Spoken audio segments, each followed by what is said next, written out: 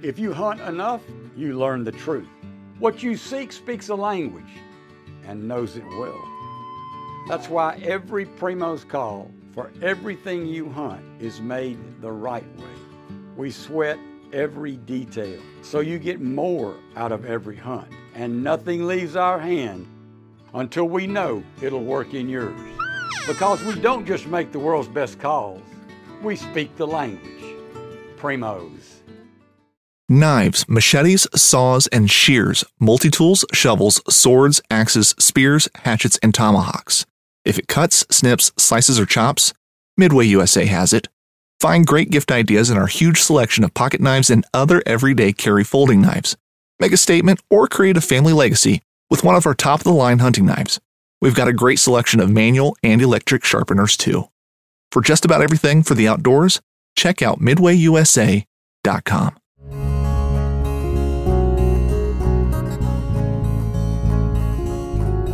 Welcome to the Casting Across Fly Fishing Podcast. I'm Matthew of CastingAcross.com, where I explore the quarry and culture of fly fishing. This is the 254th episode of the Casting Across Fly Fishing Podcast, and I'm excited to talk about what I'm about to talk about.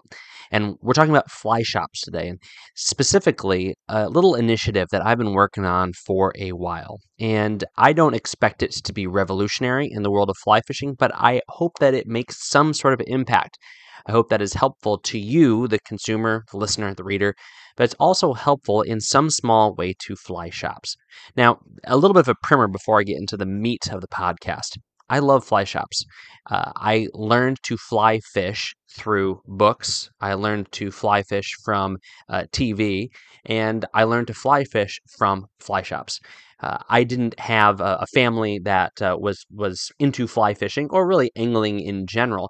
And so it was time spent at fly shops. The half an hour before I hit the water in the morning after driving to the stream, the lunchtime break where I would go and ask questions, and I would have people get hands-on showing me with my equipment, the things I didn't even buy at that shop, what I should be doing, and then pointing me to the tippet, pointing me to the flies, talking me through how something might better suit me and how I'm fishing and where I'm fishing, and then guiding me through those purchases, as well as just the small talk. And those are things that were incredibly helpful for me as a young angler, and they've been things that have been consistent for all these years I've been fly fishing, going on 25 plus years now. Now, this is not the best time in the world to be in the fly shop business for a few reasons. You can get everything you need from a tangible perspective from the internet.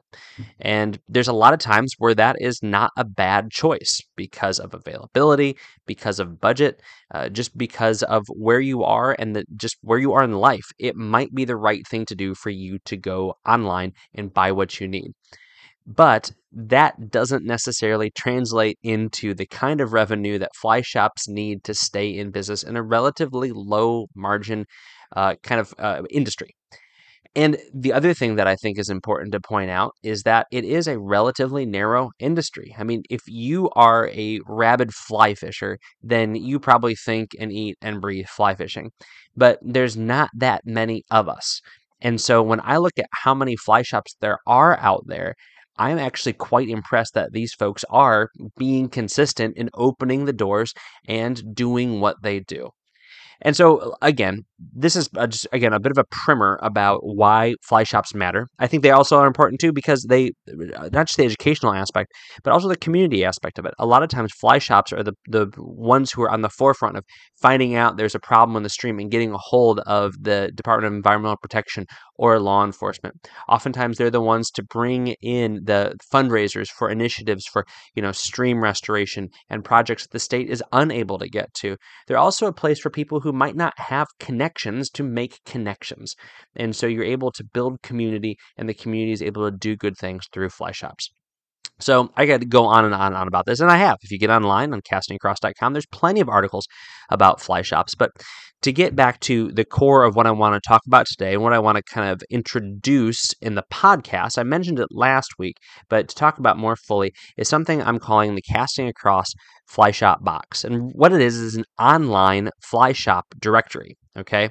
Now I'm going to deal with what it is here in a moment, but I also want to talk about kind of some of the questions that may get raised, because I've raised these myself as I've embarked on this little project. And the first one is, why make an online directory on a fly fishing website when the internet exists? Like, to go to my website is the same amount of work that it would be to go to Google and to put in fly shop near me. And honestly, for the vast majority of folks, that is going to work. However, you would be surprised at how many fly shops don't show up on searches. And some of it has to do with the fact that a lot of fly shops don't have the best websites. And if they have good websites, they might not necessarily have good search engine optimization.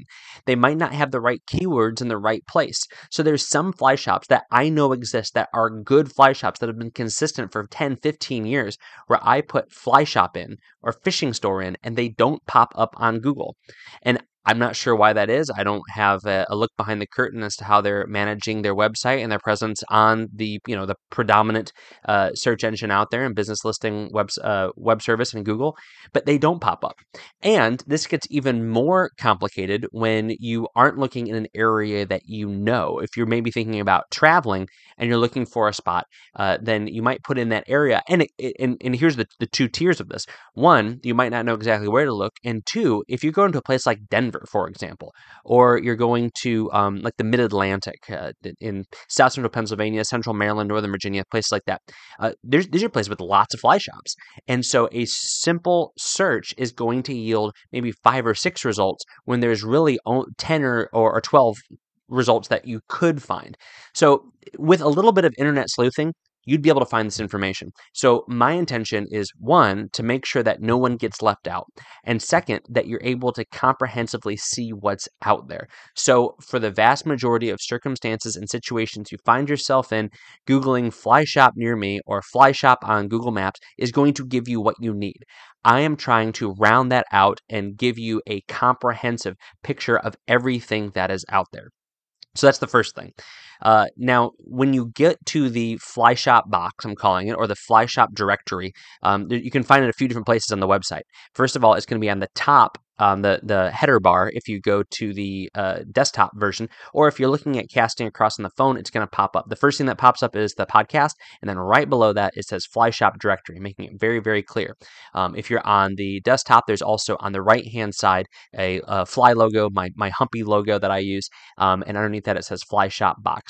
And you can click on that, and it takes you to a site, and it has a state-by-state listing. And when you click on the state that you want to go to, it drops down to that state in the state list.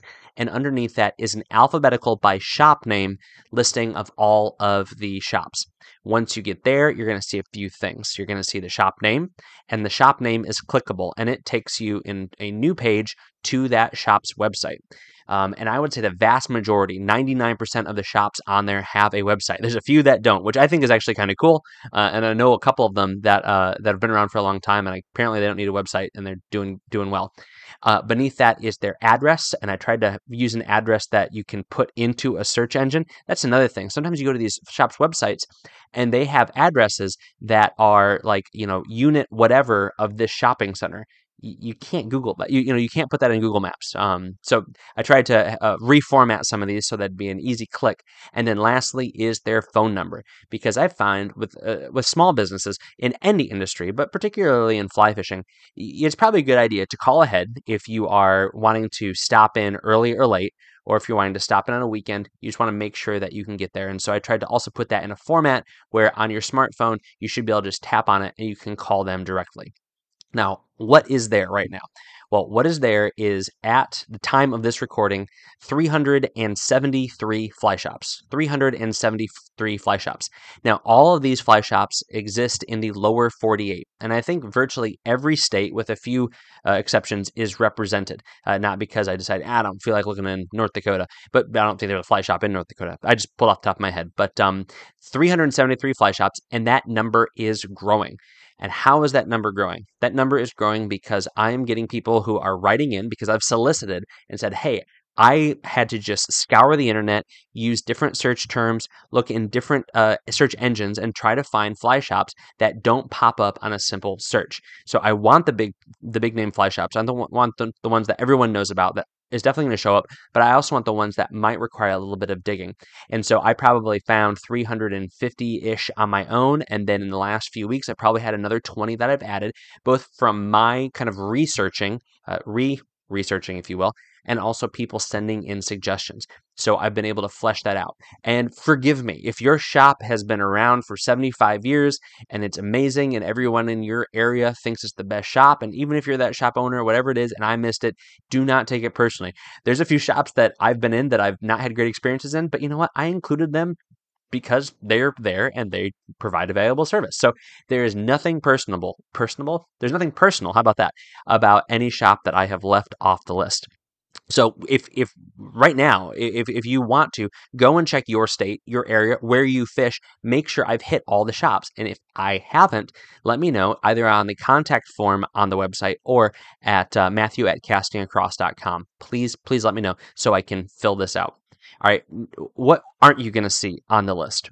Well, right now, there's a few things you're not going to see on the list. You're not going to see international fly shops. I mean, who knows? Maybe that's something that's going to happen. You're not going to see shops in Alaska or Hawaii. That probably will happen very, very soon because that won't take a whole lot of work. And you're also not going to see two other types of shops. And this is where things get arbitrary. But again, this isn't a democracy. This is a dictatorship. This is my website, and I'm going to do it how I want to do it. All right. So you're not going to see a gas station that has a really good fly selection. You're not going to see a lodge that has a rack of logo shirts from their logo caped shirts from their lodge, and then 4 9-foot 5 weights, and then a box of flies that you can pick from if you're in a pinch, right? You're also not going to see a rod building shop. You're not going to see a place that just sells tying supplies. You're not going to see also a big box fishing store. I mean, Bass Pro Shop, Cabela's, Scheels, Gander Mountain, Sportsman's Warehouse, they're not going to be on here. Orvis is on here. Some of the other kind of chain fly shops that are more regional than Orvis, of course, are on there. You're not going to see some other stores that, Dick's Sporting Goods. They have fly fishing gear. Walmart has fly fishing gear. And so you're not going to see those on there. Now, here's the caveat with that. I realize that those stores, and I've written about this before, those stores provide a valuable service. They are not fly shops in the strictest sense of the term. I think there's a significant cultural difference, and I don't have time to get into that necessarily on today's podcast, but there is a significant cultural difference between a fly shop proper and a fly fishing department in a camping and hiking store, or a big box outdoor store, or a department store, or even a home goods store. Okay, they're very different, and I think we can all see that. We all know what the difference is. That being said, and this is a little bit of a detour or an asterisk to this conversation about the fly shop box, the fly shop directory, I do want to have a partition on the website for acknowledging stores like I just mentioned, whether it be a Bass Pro Shop, whether it be a hardware store in some small town that has a fly fishing department that goes over and above. Because I've been to stores like this where the fly fishing department is just tragic and sad, and either because of what they have to offer, the amount of dust that is accumulated somehow behind the plastic clamshell that the reel is in, or because the people have no clue what they're talking about, that is really bad. And I've also been in situations like this where they are really good. I've written at length about how one of the first fly shops I spent time in was not a fly shop at all, but it was a dinky little hardware/camping store, and the guy had a big box of flies that Local Tires tied for, and he knew his stuff, and he spent time with a couple of young guys that were just figuring out how to fly fish this little mountain creek. And so I want to acknowledge that. I also don't want to, call it what it isn't and call it a fly shop. I know I just mentioned it as a fly shop earlier, but it was basically a glorified hardware store with a bunch of old nasty mounts on the wall, but it was special and it was cool. And I've also had great experiences at a sports authority back when I was a kid. I had a great experience at a Bass Pro Shop of the people that were absolutely on the top of their game as far as knowing fly fishing. And so I want to acknowledge that. So there's a kind of a secondary page that I'm putting together for that. And so there's a link to that as well. The name of the article for that is called Fly Heroes Outside the Shops. Fly Heroes Outside the Shops. And I've already had some folks that have emailed me in about the Casting Across Fly Shop box, the Fly Shop directory, that have said, hey, I know this store. It's not necessarily a fly shop, but their fly fishing department is really good. So I want to build out some sort of listing for these kind of stores also. Not calling them fly shops, but saying, you know what, if you live in an area where this is your only option, this is definitely a place to go to. And there's at least one person out there that has said, I have benefited greatly from going to the store to buy my rods or my flies, or even to get advice about fly fishing. So that's a little bit of a detour, but that's something that I feel like needs to be mentioned. All right. So the next thing that I want to say about the Fly Shop directory is that I want it to become more user friendly. So again, at present, you click on your state name after scrolling down to find it, and then it takes you to that list of shops, and you're able to then scroll through them. I'm thinking of other ways to add more information, to make it more dynamic, to make it more mobile friendly, because I do want this to be a resource that doesn't necessarily require you to sit down and have a big old screen in front of you to use. I don't think it is terribly inconvenient. It's certainly a lot better than having a giant book like we had 25 years ago when you're trying to find a fly shop. And so that's something that is definitely on my radar, and I have a couple of ideas. But again, this is not my full-time job. I'm just trying to do it for fun and also for a benefit for you, the consumer, as well as the fly shops that are out there. So again, if you know a shop, let me know. If you find a broken link, let me know. If you think that something is just amiss in some way, shape, or form, do let me know. Again, if you know of a store that is not a fly shop but provides a valuable service by gear and information in the fly fishing world, do let me know. Again, there is the information form that you can fill out on the website, the contact form, as well as you can email me, Matthew@castingacross.com. So a couple more things on this before we wrap up this episode of the podcast. First, patronize your local fly shop. There is no reason not to. The benefits that you will get, so say there's a $10 fly fishing widget that you can get for $8.88 on Amazon with Prime 2-day delivery. Going to the fly shop, spending $10 plus tax on that, having a conversation, being able to touch it, being able to see the other things that are there is a good way to spend $1.12 extra, in my humble opinion. So that's part A. Part B is if you must use the internet, don't feel like you're sinning, that there's some sort of cardinal fly fishing virtue that you're transgressing if you do that. Okay, I want to make sure that is very, very clear. But go to the fly shop. As you buy those things, get involved. So I would say the second thing. Get involved. See what they have going on. Do they have a fly tying night? Do they have a rod building seminar? Do they bring in an angler who just wrote a book? Do those things. Those auxiliary benefits of going to fly shops are things that are, it's not something that you can replicate without going to like a fly fishing show. So for example, if you like going to fly fishing shows like I do, the expo shows that usually run in the wintertime, there's a very good chance that your local fly shop puts stuff like that on. And if you are a customer, you're semi-regular, you've been able to have conversations with the fly shop proprietor, then maybe mention, could we do something like this? Could me and a couple other guys kind of get together, maybe resources or help put together and bring together some sort of event so that we can draw more people into the shop. Those are great things to do. And then spread the word. Tell people about your fly shop. Tell people that are just starting out that this is a good place to go. Tell people you meet on the stream that this is where you get your stuff locally. And if you are bringing people along with you to go fly fishing, bring them to the fly shop. Show them that holistic, comprehensive aspect of fly fishing. It's important to catch fish, but this is also the kind of place where we go. So if you plan on taking your son or your friend or maybe you're taking just somebody in your world fly fishing, then go to the fly shop first, pick up have them pick out a few flies, and then buy a couple of flies that you know are going to work, and have them have that conversation, see what everything is, talk to them about the gear, tell them why you have what you have and why what else is there for them to potentially get.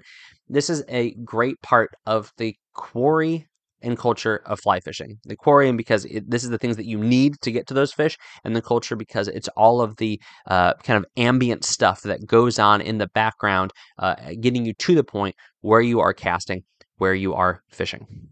So once again, get on the website, go to the Casting Across Fly Shop box fly fish shop directory, and make sure that your local shop's there, and check out what maybe you've missed, what you don't know. And let me know, again, if there is somebody outside of that kind of narrow fly shop world that it should be worth mentioning in some other context, and I'll begin to put that together. But I do appreciate all those that have written in already and let me know my grave errors in not including fly shops that are integral stalwarts of the fly fishing community wherever they fish. It's not been that big a deal. Everyone's been pretty cool about it thus far. So check those things out and let me know. This week on castingacross.com, the first article is an article I mentioned once already called Fly Heroes Outside the Shops. And this is the article in which I present to you how I think there are shops that are worth mentioning that aren't necessarily fly shops. Big box stores, small stores that operate for a diverse range of interests, and maybe even those stores that all they have is a few flies, but the knowledge they bring to the table is worth celebrating. So definitely let me know about those as well. Matthew at castingacross.com. The second article is called No Fishing for Trout's Sake. So I have mentioned before on this podcast, and I've used material from this source frequently, that I really like to troll the National Park Service's news feed. It is just so fascinating. There's conservation stories, there's bear attacks, there's missing hikers, there's new initiatives, there's ridiculous initiatives often, but there's also really kind of cool things that you can find out about what is happening in the Park Service. But recently, I have seen a number of times, and then I've gotten emails from Trout Unlimited chapters that I'm still on email list from in like Northern Virginia and Maryland and Pennsylvania, as well as on social media and then fly fishing stuff, that the National Park Service, specifically in Shenandoah National Park in Virginia, has closed down the streams to fishing because of low flows. We have had an absolute wet August and September up here in New England, but they have had a very dry season in Virginia. And I can say that for certainty. I was there late August, and it was incredibly dry. However, the stream have been closed down in the Shenandoah National Park because of the low flows. So something I write about here is, first of all, pay attention to what is being put out by the Park Service or whatever Fish and Wildlife agency you are underneath wherever you participate in fly fishing. But also that even though I'm not a huge fan of like government oversight on a lot of things, this is one of the things where I think we all should get behind, because this demonstrates a thoughtful approach to managing resources, and particularly because a resource like this, where really 99% of the time the Park Service is saying come, use, partake, to anglers and to hikers and to just anyone and everyone who they're trying to get into the park. When they actually say actually we don't want you here, we don't want you doing this, there's probably a good reason for it. And you see this in other situations too, whether it has to do with wildfires, whether it has to do with animals, whether it has to do with erosion. Usually when the Park Service says no, don't, they have a very good reason for it. And I would absolutely agree with their reasoning for shutting down the trout fishing in Shenandoah National Park at present. But weather is cyclical. It comes and it goes. Trout populations are resilient. With that said, you can have a great 2 or 3 year run of great environmental conditions. And we've seen this before. And then you have a hurricane. Then you have a flood event, a drought event, a wildfire, and it really does undo a lot of that. But that's just kind of the nature of things. I mean, that happens with us too. You can exercise for a year and then hurt your ankle and undo that in a fraction of a second. So all that to say, weather is cyclical. This is going to get remediated. Brook trout populations, as fragile as they are in one sense, are incredibly resilient in another. And we could flesh that out later in another podcast in another setting. But check that out and make sure you subscribe to the National Park Service's newsfeed. It's fascinating. You can get it on their mobile app, and it's worth checking out.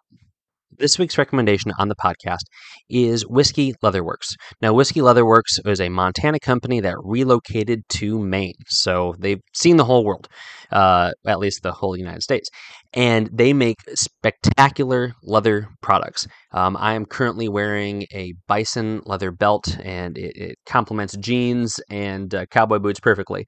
But they have all sorts of stuff, and they have belts and dog collars and flasks and key fobs that are leather with then a trout theme to them.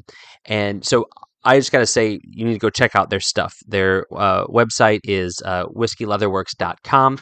And so I would just suggest scrolling around, checking out their stuff. And this kind of gear, handmade, and also, heirloom quality sounds a bit highfalutin, but it really is. And it's the kind of thing that we've gotten away from. Everything is plastic, everything is vinyl, everything is cheap, everything is leather bonded.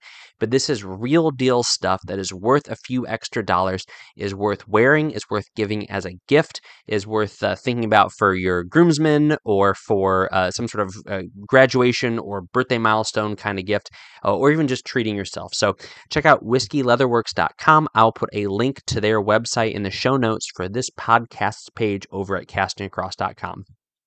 Thank you for listening to the Casting Across Fly Fishing Podcast. Please subscribe in your favorite podcast app and then rate the podcast in iTunes. Then head over to castingacross.com for 3 posts a week on the people, places, and things that go into the pursuit of fish.